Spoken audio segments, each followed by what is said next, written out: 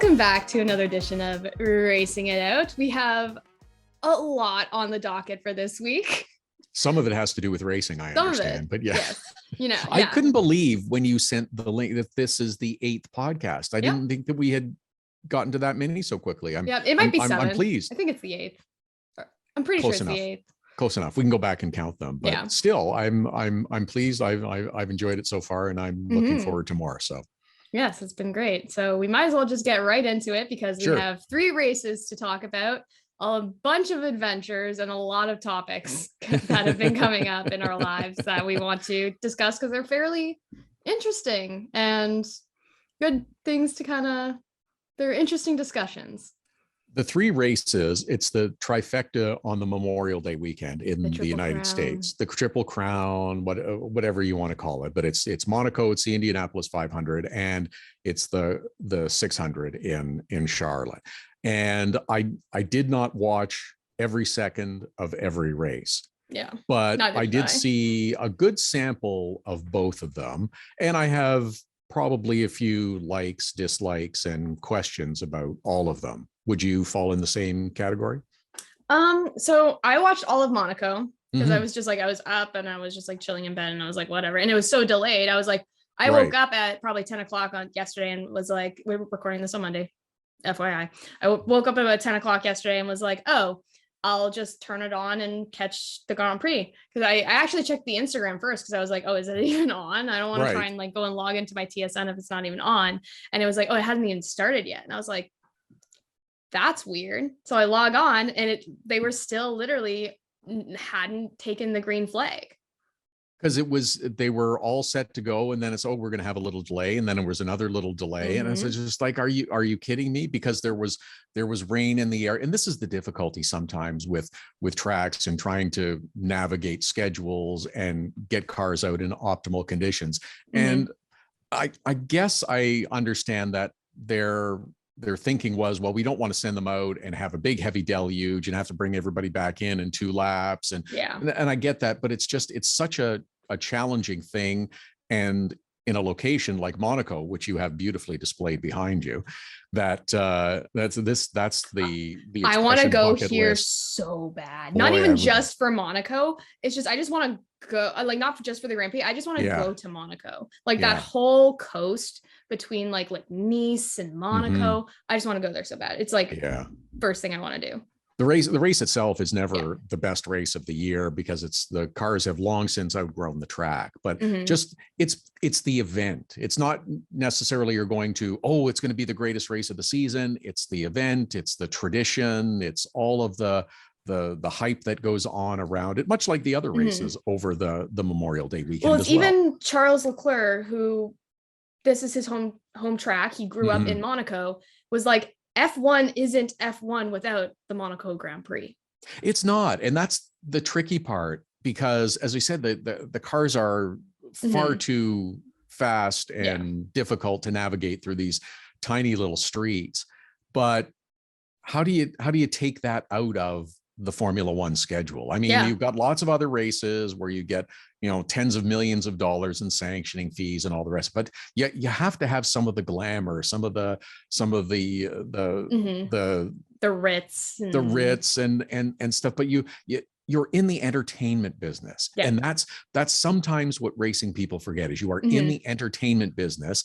And if you are not providing a product that they want to see, they'll get the satisfaction from something else. At the end of the day, if you're not selling TV spots, if you're not selling prime time, if you're not selling tickets, if you're not selling merch, if you're not hitting all of these marks that you have to hit in order to be considered entertainment, because it's sports and entertainment, they're literally in the same folder. At the end of the day, you are watching a form of a show.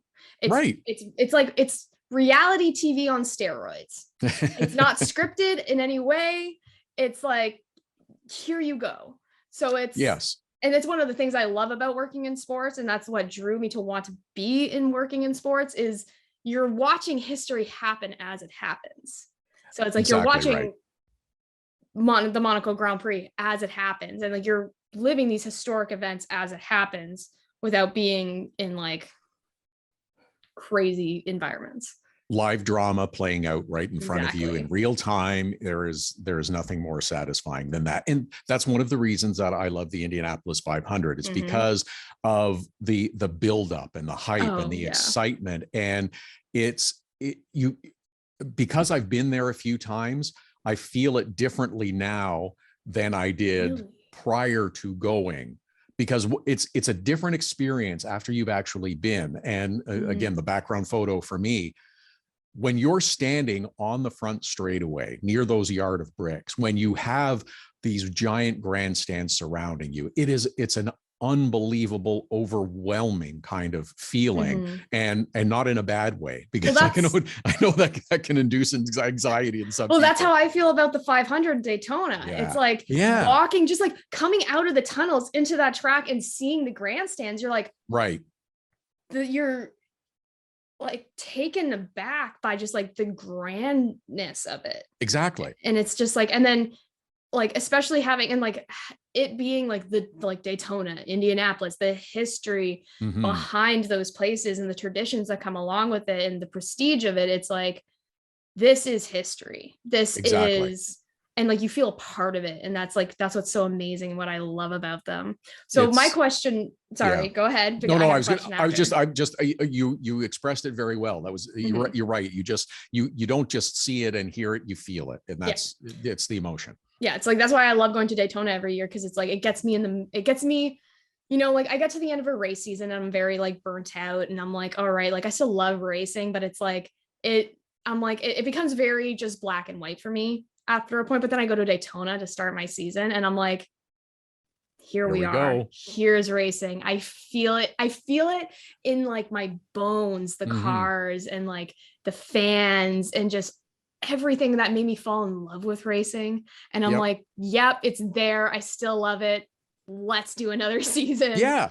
And that's it's right. just like, and like, I need that little like injection of it into my veins every once in a while. And it's like, and I get it with Pinty's and I get it like everywhere. It's just like those amazing moments, like Sunset, watching Trayton win his first. I'm like, oh man, that's like, it's such a great like feeling to like watch. It's wonderful. Yeah. It's like, and it gives me that rejuvenation and that like little bit of like top up of like that feeling of like, man, this is why I want it. Or like when fans and like people in the garage are just like so amazing. I'm like, or like I have like really cool interactions with the drivers and I'm like, man, like you guys are the reason why I love my job. Like, you're exactly right. That's you're telling the story very, very nicely. You're right. And it's just, you feel it, you're rejuvenated. It's okay to step away from it for a while during the off season. It's just okay. I'll just, I know it's there and I'll go back to it when I'm ready. I need a little break sometimes, and that's understandable, but it's the live drama, it's the entertainment. And you are in the entertainment business. And the Indy 500 had a good finish, dash to the finish, late red flag, which some people didn't like. I think it's fine.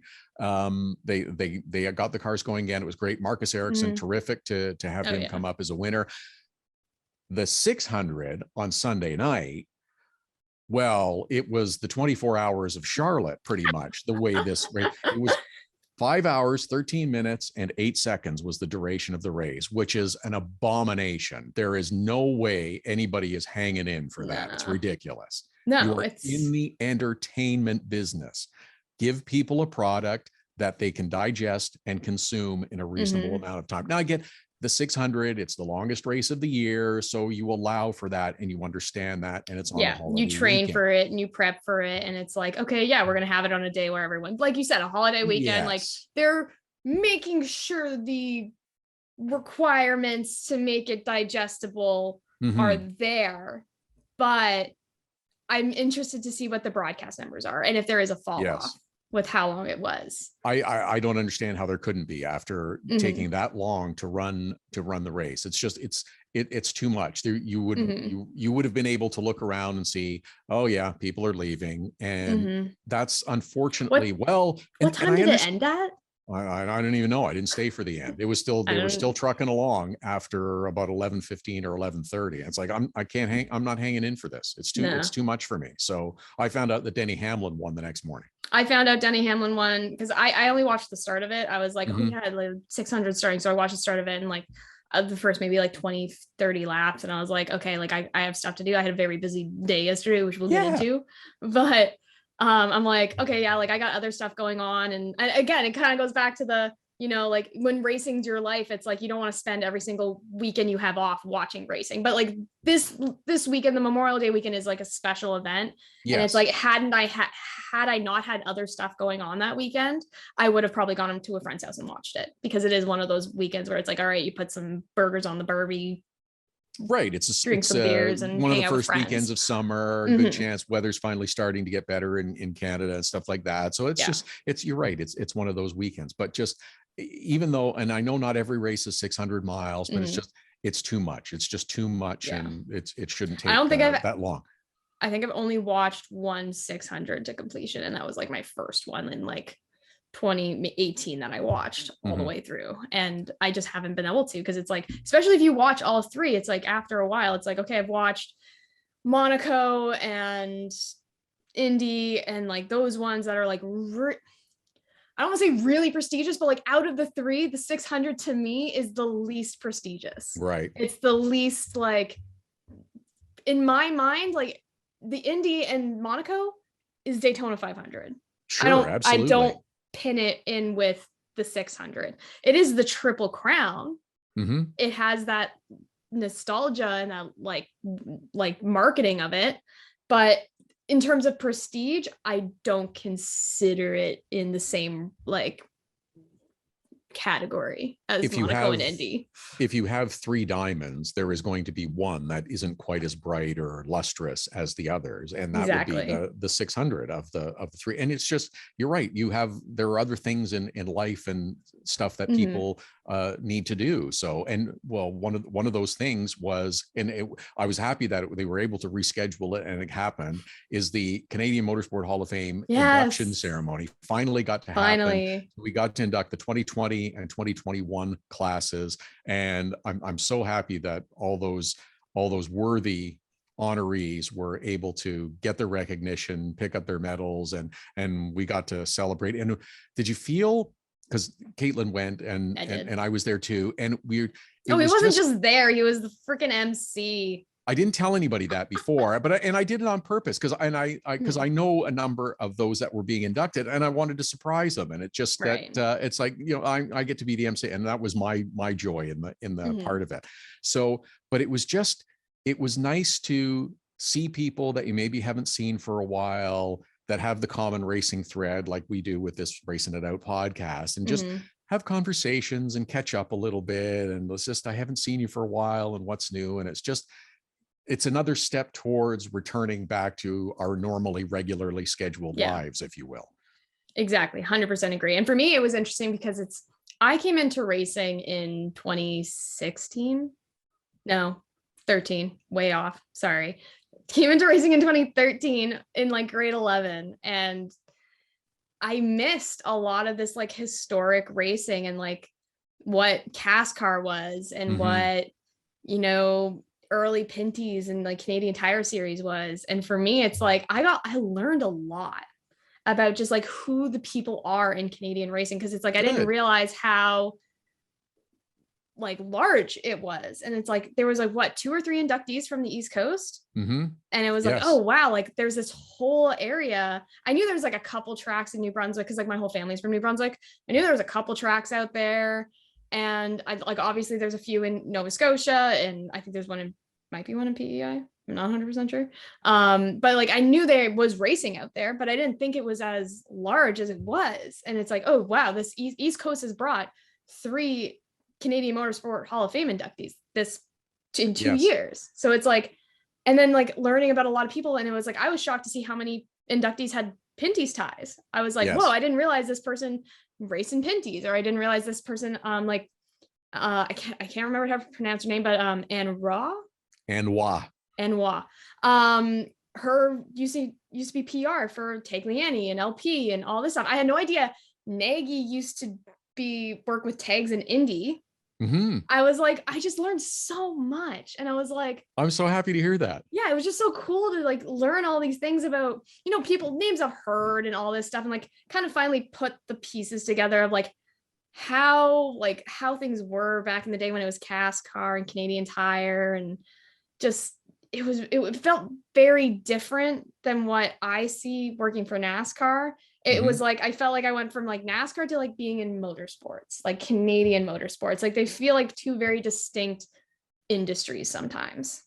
The Canadian motorsport industry is a lot bigger than just NASCAR and just the Pinty series. Now they play a substantial role, and rightfully so. It's the National Touring Series, but there is a long history of great Canadians who have been involved in motorsports, not just in Canada but internationally, have had success in a variety of disciplines. Natalie Richard is another one who was very successful in rallies, and Wah, who I love, and she's such a wonderful person, and got to know her. And I have had so many drivers tell me that they learned so much from her about how to present themselves in an interview and present themselves to the media. And the one that we always laugh about and joke about is no sunglasses, never wear sunglasses.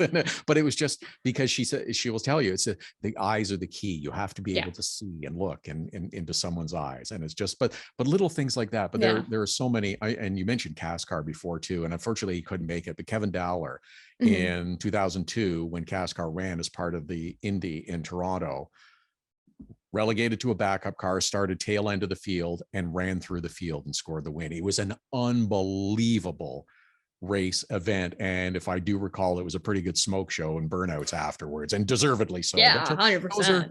Those are good stories and stuff. I love the one, I can't remember who it was, but he used to be the photographer for Jill Villeneuve. And Alan Delaplante. Yes. And he was telling the story about how Jill was driving up the DVP in Toronto, getting to their hotel, I believe. And just this hilarious story. I don't want to like reenact it. If you guys haven't seen the induction ceremony, go watch it. It's supposed to be up on the Canadian Motorsport Hall of Fame website. So go take a look. It was a hilarious story of just them driving with Jill Villeneuve in downtown Toronto. And sounds like it was an adventure, it seems. Well, and there was, we didn't mention it, but we can do it now, is a good piece of advice in terms of personal safety. Never get in a rental car with a race car driver. Oh God. Never, ever, ever. That is a definite mistake. Do not do that. They will race anything, especially if there are two of them in different cars. You are, oh God, buckle in, helmet on, because they will be racing each other. So a lot of my friends are like racer in some regard, whether they've like go-karting or like open wheel or whatever. I think it was Flamborough last year. They were racing each other to the freaking restaurant, and I'm behind, and I wasn't in the car. It was 3 different cars, or 4 different cars, including me, and they're racing each other, and I'm trying to keep up. I'm like taking these really sharp turns. I'm like, what the fuck are you guys doing? Like, guys, it's raining. Yeah, they don't care. This was many years ago. I was playing golf, and we were in golf carts, and we nearly went over. So yeah, it doesn't matter if it's a motorized vehicle. Never mind. Doesn't matter. Don't do it. But that's fun. Now I want to get to this one point about Saturday and the induction ceremony, because you sent me a text a couple of days before and said, so like, what's the dress code for this thing? I'm not sure exactly what I know nothing about fashion. Anything. I have clothes. I know nothing. It's like to the point where I'm getting a stylist because it's that bad. Oh, come on. Really? Yeah. I have no idea how to put an outfit together. No idea. Like sometimes like I'll try something out. I'm like, this looks fantastic. And I have those, and then I'll wear it a bunch. Yeah. And then I just get bored of it. Or like my style changes a little bit. So it's like there's some things. It's like my 2019 gala dress for the award ceremony in Charlotte was one of those like examples of like, I tried something on that was like not my style, and it just looked amazing. Right. And it's like, but it's like, I don't know what my styles are. So it's like, I need help. So I'm of two minds of this. And I mean, I understand what you're saying, but at the same time, if you see something and you like it, shouldn't you just wear it? I mean, I'm wearing this lime green thing right now. I like bright colors, and I like, so I'm okay with that. But, and I understand that there's times that you do have to have a certain amount of, level of dress and stuff. And we decided that business casual was kind of the thing, and which is good, because that's what I was told about the day later. So yeah. Joel texted me and was like, I expect to see you in a gown. And I'm like, okay, now I'm confused, because I was thinking business casual. I'm like, okay, it's whatever. Oh, he's just hassling you. That's what I figured. But I'm like, but I go, and there's still there were girls there in like very nice dresses, like gala, I wouldn't say gala dresses, but like very nice, like formal dresses. And I'm like, okay, so I could have dressed up a little bit more than this. And it's like, would have been nice too, because like we spent 2 years in a pandemic and I haven't worn any of my nice dresses. You look good. I'm not saying I didn't look good. I'm just saying I was like, oh man, I could have worn my sparkly dress as opposed to my plain black dress. But isn't that, it's like, you should, it's, I guess the other thing too is there's a rule of thumb is that, it's better to be overdressed than underdressed. So that's another interesting point, because I was having this conversation with my partner, because we're going to a wedding in August, and I have a dress picked out. Right. And I'm like, weddings are a completely different ballpark, because it's like there is like a much more like unspoken dress code when it comes to weddings, where it's like, you don't wear white, you don't wear red, you don't typically wear black, you don't want to upshow the bride, So I'm like, I have this dress and it's pink, and it's got it's very pretty, and I love this dress. Yeah. And I wore it as a bridesmaid, and I'm going to. But it was an interesting conversation I had with my partner, where he was like, but you'll still look cool. So it's like, if you overdress for this wedding, still gonna look cool. No one's gonna look at you and be like, oh, like, why is she dressed up? They're gonna be like, oh man, look, she looks so pretty, like she's dressed up. If you showed up in crappy ripped pair of shorts and a ripped t-shirt or something, somebody's gonna notice that. But if you're a little overdressed per se, everybody's going to say, oh, wow, she looks great. Yeah. So I think my fear in it is like the way to err. Yeah. So it's like, it's interesting that it's like, you also say that it's like, it's the way to err is to overdress than underdress. But for me, it's like, because it's a wedding, I'm like, there is that like thing in my mind that it's like, oh, you're not supposed to overdress at a wedding. I think a lot of those rules are falling away though. Really? Well, okay, you're not going to wear the big white poofy dress that the bride is wearing. No. So, but beyond that, I mean, I don't care if it's red. I don't care if it's black or whatever. If it looks good and you're happy with it and you like it, wear it. It doesn't, that's not going to bother me. Yeah, makes sense. But I mean, there you go. I feel like there's also the male versus female debate in terms of weddings, of like, where men don't typically care as much, where women are like, oh, I wouldn't want someone to wear this at my wedding, so I'm not going to wear it at their wedding. So it's like, I feel like it's one of those things where it's like, girls have been kind of taught since they were kids, like, this is how weddings are. Because like, I remember it's like, you don't dress a specific way at a wedding. Right. So this whole male female dynamic and figuring out which way to go with stuff is a little complicated and stuff. And I know, because you had another issue this weekend, which was bed shopping. Oh my God. That's a complicated thing though. Bed shopping so hard. It is a complicated thing, because sleeping in the same bed with someone else brings up, again, different dynamics that you have to deal with. First of all, there's comfort level. Some like firm mattress, some like soft and cushy, some like my thing. I don't like the super thick pillowy top on mattresses. Not my favorite thing. I like a nice firm mattress, not like a sheet of plywood, but like firm mattress. Okay, interesting. So these are the kinds of things that you need to deal with. Yeah, for us, it was, so we've had a coil mattress for the last 2 years, and it needs to be replaced regardless. But we went and tried a foam mattress, and I loved it. I was like, I have really bad back problems, and it was like, I always end up in pain, or like a tweaked hip, or like shoulder or neck or something, at least once a week. Kid you not, I laid down on this mattress and I felt my entire back just relax. And I was like, I want it. Can you just like buy it now and take me home in it? And it was like, I'm like, so that's the one thing we were like, okay, now we've learned we want a foam mattress. Right. So it's the one thing we learned yesterday. But this was we bought a foam mattress. But this is everyone talks about everything going to online shopping and stuff. How do you buy a bed online? I mean, I don't understand people's. Yeah, oh yeah, they sent me a box of bed, and I just cut the cardboard and popped up, and popped that's it up. But how do you know you're I'm not like sleeping on something like that. Yeah. I got to try it out first. Oh, 100%. That's how we feel. So it's like we went to a sleep country because we're like, okay, well, let's go and like check out beds. Like where do you go find beds? It's like, okay, there's IKEA has mattresses, the Brick and like Leon's, but like where I live in downtown Toronto, there was not really that many around. And then Sleep Country, I'm like, oh, there's a Sleep Country down the street, let's go and check out a Sleep Country. So we went there and they had like a Casper mattress, a purple mattress, and like the bed in a box mattresses. And we were talking to him and he's like, they are cheaper, but they're still on like the mid-tier price range where you're paying for the gimmick if it's a bed in a box. Sure. But another interesting thing we were talking about last night was we live on the 3rd floor of a tiny Toronto house.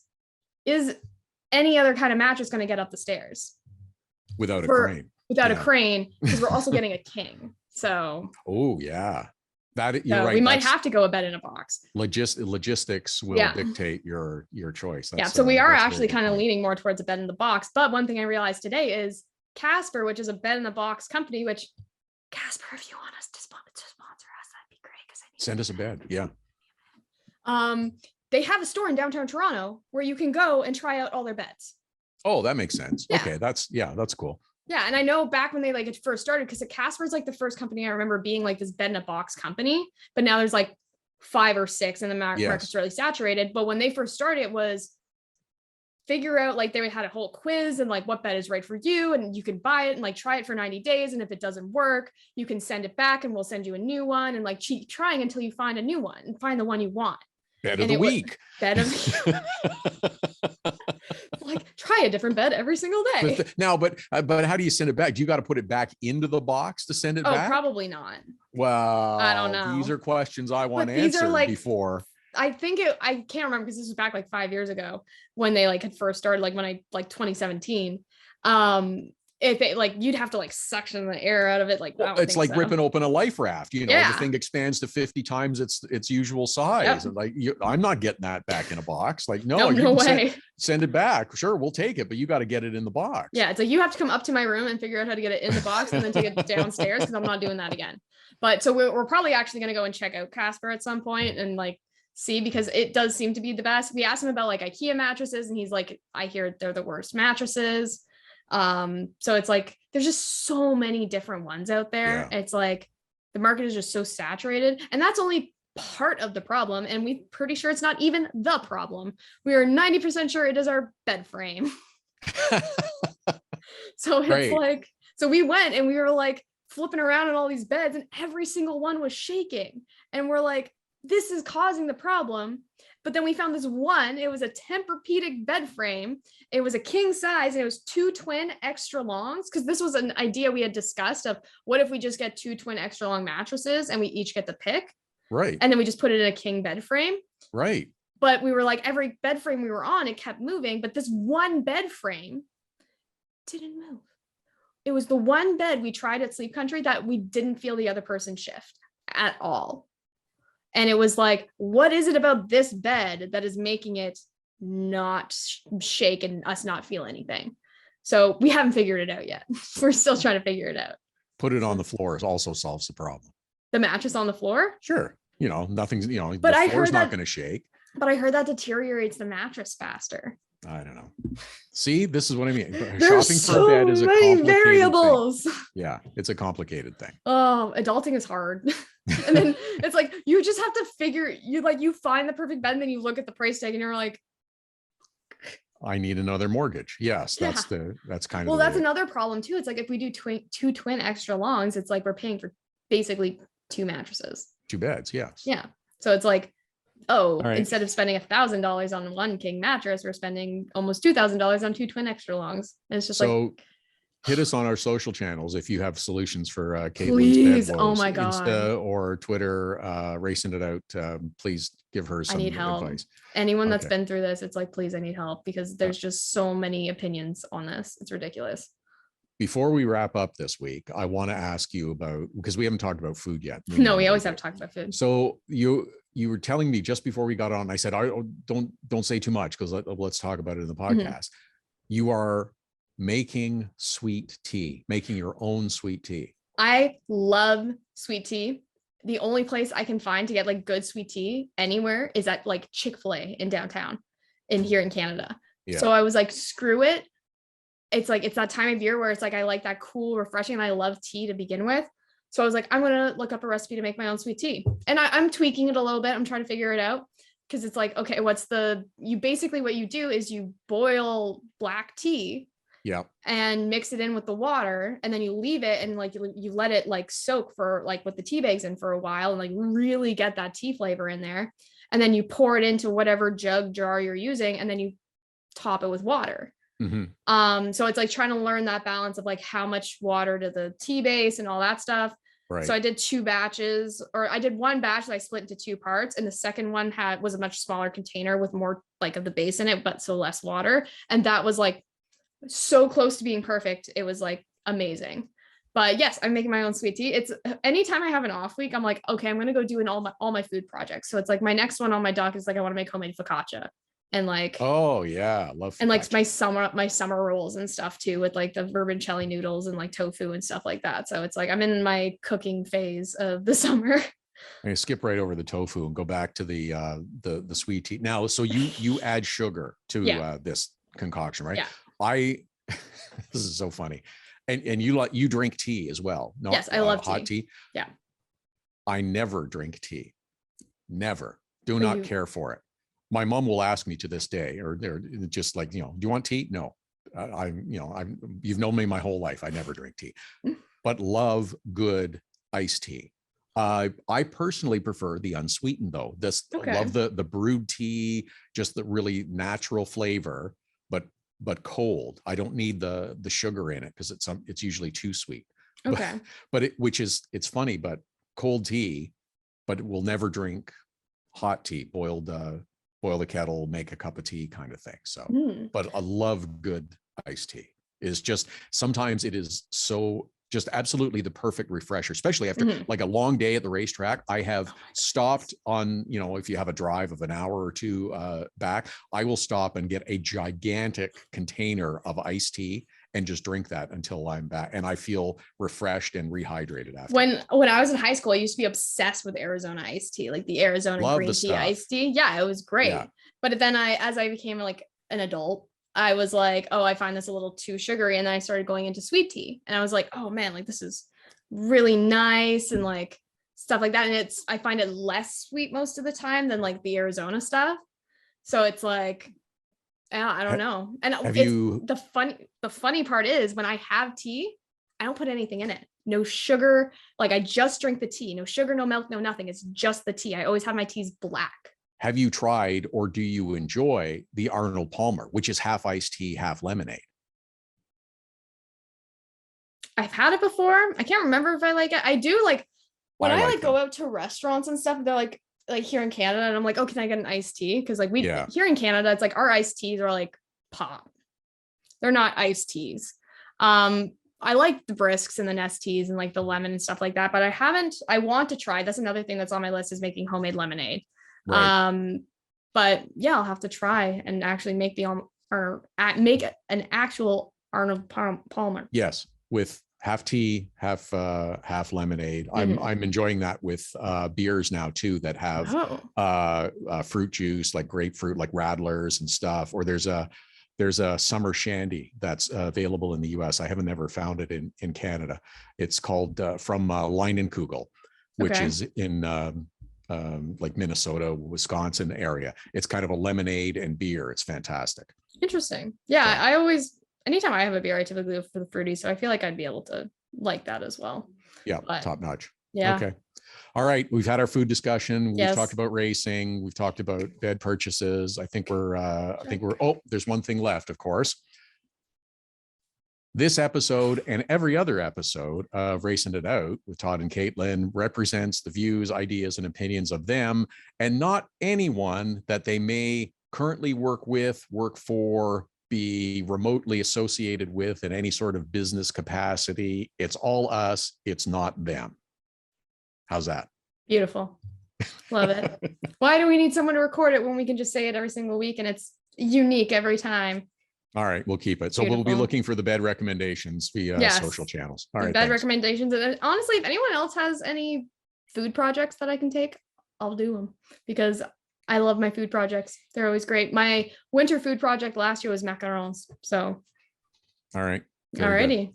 Thanks for a great episode. I enjoyed it. Yes, we'll do this again in a few days and no doubt have more food tales. Oh, I hope so. Because next race is Chaudier and driving through Quebec for that one. And I'm stopping at a Saint Hubert. You bet I am.